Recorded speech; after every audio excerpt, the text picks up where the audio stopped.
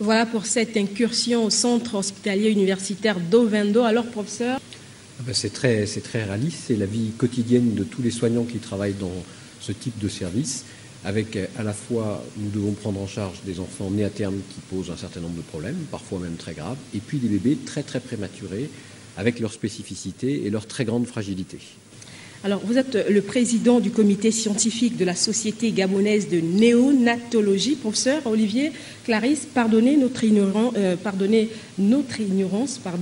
Quel est l'intérêt de cette rencontre scientifique?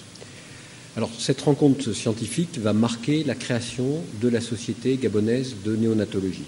C'est un point important. La néonatologie est une surspécialité de la pédiatre. Donc, les néonatologues sont avant tout des pédiatres, mais ils se sont spécialisés pour aborder la prématurité, qui est un problème important, puisque le taux de prématurité au Gabon est élevé, puisque beaucoup d'enfants meurent dans le monde à cause de la prématurité. Donc il est important que l'on arrive à rassembler les professionnels pour améliorer et diffuser les connaissances.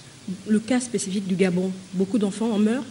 Alors il y a 56 000 naissances annuelles au Gabon, et le taux de prématurité est très élevé, puisqu'il est de l'ordre de 16%.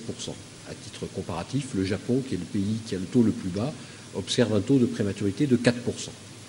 Alors, décortiquons pour la suite le thème de ces assises, à savoir la prématurité, défis et enjeux. D'abord, les défis. Alors, je pense que nous devons arriver à mettre en place une amélioration des connaissances concernant les nouveau-nés pour améliorer leur prise en charge et donc promouvoir la néonatologie. Mais il faut également aider, soutenir, accompagner les familles de ces enfants qui restent parfois hospitalisés très longtemps. Et enfin, il est important de diffuser les connaissances en interne, mais aussi par le biais de contacts avec d'autres sociétés savantes. Et les enjeux ensuite? L'enjeu essentiel est de réduire la mortalité due à la prématurité, de réduire les complications que l'on observe et donc d'améliorer le pronostic de ces enfants. Votre thème lors de cette rencontre, la prise en charge du nouveau-né en salle de naissance, la primeur, en résumé.